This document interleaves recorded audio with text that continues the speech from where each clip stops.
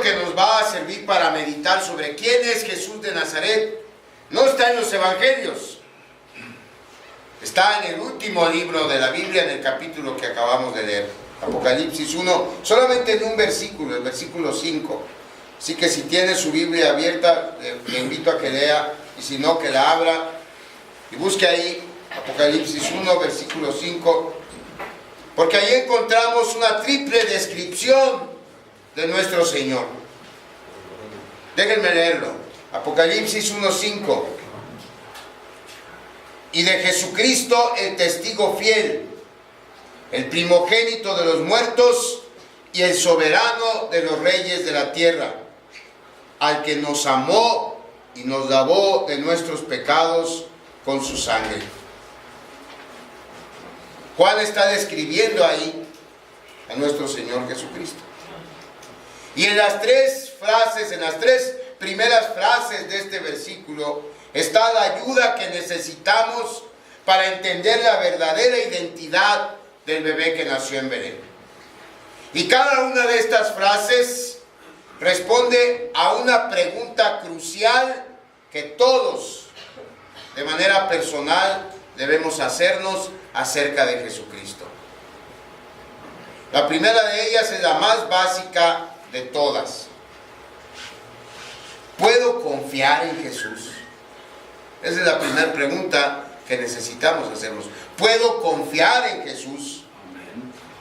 Casi todos hemos oído hablar de Jesús, pero en esta época que nos tocó vivir tan llena de charlatanes religiosos, lo que necesitamos saber es si Jesús es alguien digno de confiar o no lo es.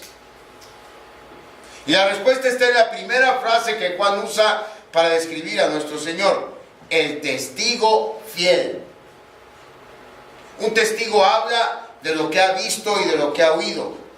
Un testigo fiel es alguien cuyo testimonio es confiable, siempre. Cuando Juan describe a Cristo como el testigo fiel, quiere decir que podemos confiar en que lo que Jesús dice es la verdad. Él es el único que cada vez que habla dice la verdad, solo la verdad y nada más que la verdad. Sus palabras además tienen la máxima autoridad. Mire qué dice 1 Timoteo 6, versículo 13. Ahí Pablo le está dando las instrucciones a Timoteo, pero fíjense lo que dice Pablo: te mando delante de Dios, que da vida a todas las cosas, y de Jesucristo, que dio testimonio de la buena profesión delante de Poncio Pilato. En 1 Timoteo 6:13, Pablo le dice a Timoteo que Jesucristo dio testimonio de la buena profesión a Poncio Pilato. ¿Qué testimonio fue este? ¿De qué testimonio está hablando Pablo? Ahí sí necesitamos ir al Evangelio, al libro de Juan, capítulo 18, cuando Pilato está interrogando a Jesús.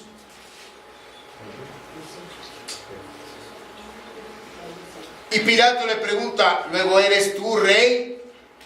Respondió Jesús: tú dices que yo soy rey. Yo para esto he nacido y para esto he venido al mundo. ¿Para qué? Para dar testimonio de la verdad. Y luego dice: todo aquel que es de la verdad, oye mi voz. Hay muchos cuentacuentos, hay muchos cuentahistorias, pero hay uno solo que dice la verdad, y ese es Jesucristo. Así que todo el que quiera saber cuál es la verdad absoluta, la verdad verdadera, debe escuchar lo que Jesús tiene que decir. Un comentarista muy antiguo escribió que el título de testigo fiel aplicado al Señor Jesús significa 4 cosas. Primero, que lo que habló Dios, Jesucristo lo dio a conocer. Segundo, que Jesús enseñó sin la necesidad primero de aprender de alguien más. En tercer lugar, el testigo fiel, el título de testigo fiel obedece a que Jesús fue fiel hasta la muerte. Y en cuarto lugar, que Jesús revelará la realidad del reino celestial cuando Él regrese a consumarlo. Eso significa el testigo fiel. Y cada persona, de manera individual, tenemos que lidiar con este asunto. ¿Puedo confiar en Jesús? ¿Puedo confiarle mi persona? ¿Puedo confiarle mi eternidad? Algunos diremos sin dudar, sí o amén, como dice el hermano Francisco. Sí y 1000 veces sí. Y cantaremos con alegría aquel estribillo que los jóvenes de mi generación nos acordamos que cantábamos en la intermedia o en el esfuerzo cristiano. He de confiar en Jesús en mi vida, sí. He de confiar en Jesús en mi vida, sí. He de confiar en Jesús, Él me sostendrá. Y aunque las nubes a mí me ensombrecerán, sigo confiando en Jesús, Él me sostendrá. Ok,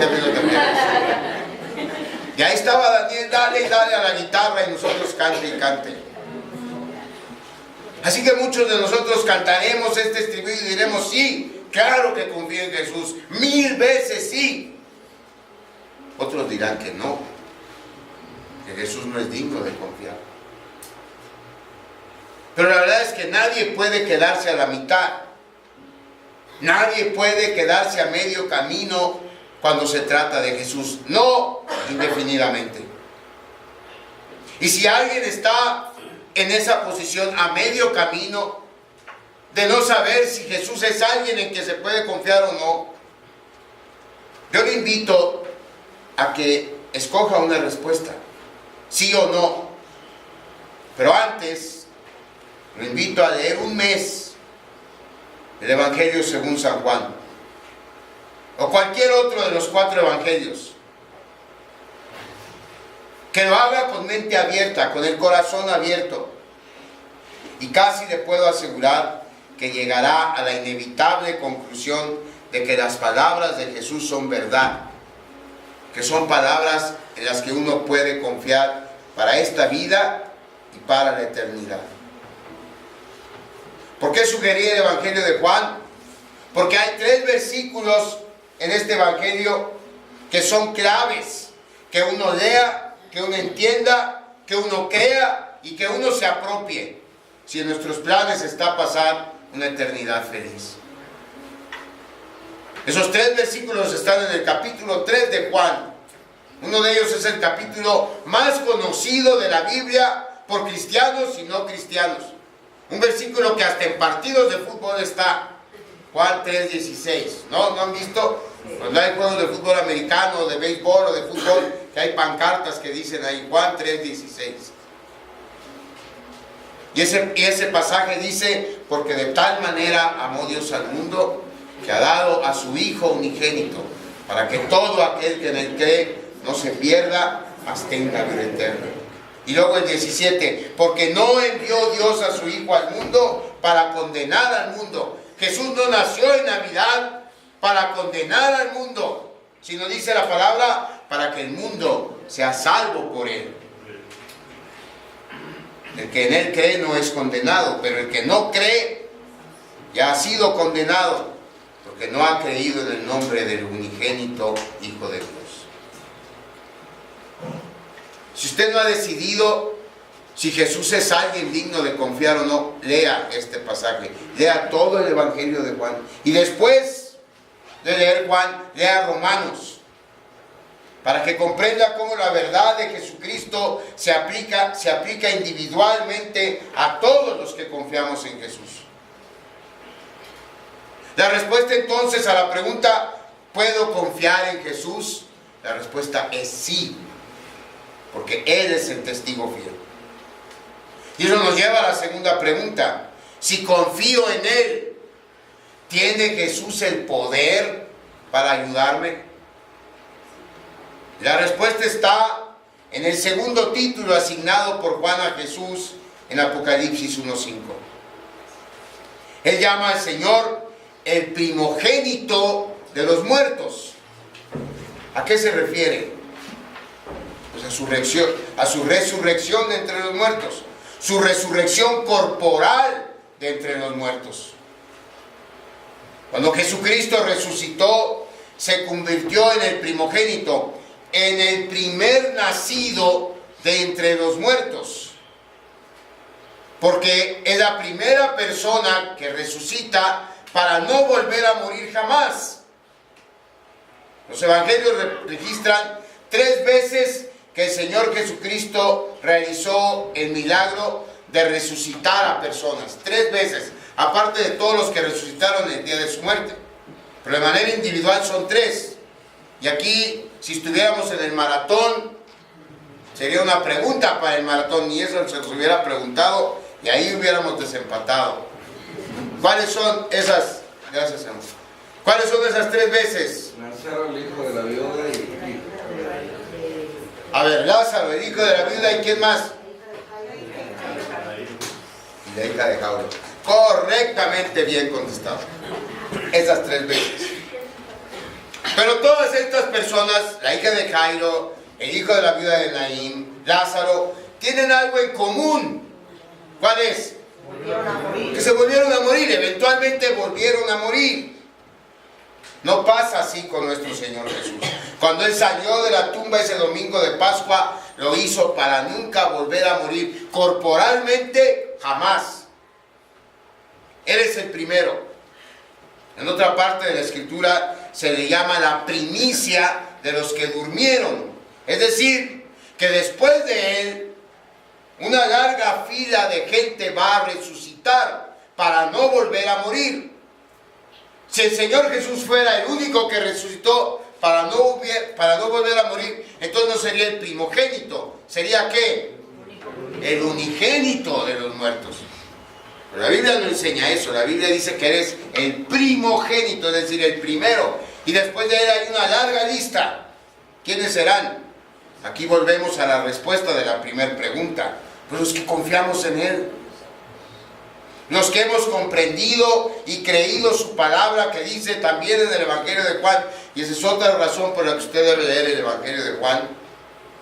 Porque ahí el Señor Jesucristo dice: yo soy la resurrección y la vida. El que cree en mí, aunque esté muerto, vivirá. Esta promesa en particular es en donde los cristianos encontramos el mayor consuelo cuando estamos ante la muerte de un ser que amamos. Cuando nos toque enfrentar ese último minuto de nuestras vidas en esta tierra. Porque nos asegura que si el ser amado nuestro confió en Jesucristo, Él será uno de los incluidos en esta larga lista de personas que resucitarán después de Jesús para no volver a morir. Y que si nosotros creímos y confiamos en Jesús, nosotros también estamos en esa lista. Esto es un consuelo real. No es algo que se dice para confortarnos ilusoriamente. No son palabras que se dicen por vivir, es una realidad. Una cosa curiosa es que quienes niegan la existencia de Dios, quienes no reconocen a Jesús como Dios mismo e incluso se burlan de nuestra fe, lo hacen la mayoría del tiempo solo basados en su escepticismo. Es decir, asumen cosas sin estar realmente informados de ellas. Que la mayoría de ellos jamás ha leído la Biblia. Los peores atacantes de la fe cristiana nunca han leído la Biblia. Porque si lo hicieran, sabrían que hay más de 318 referencias al regreso del Señor Jesús a consumar el reino y a llevar con Él a quienes han confiado en Él para la eternidad. 318 veces. Una de las cosas que Jesús, después de haber resucitado,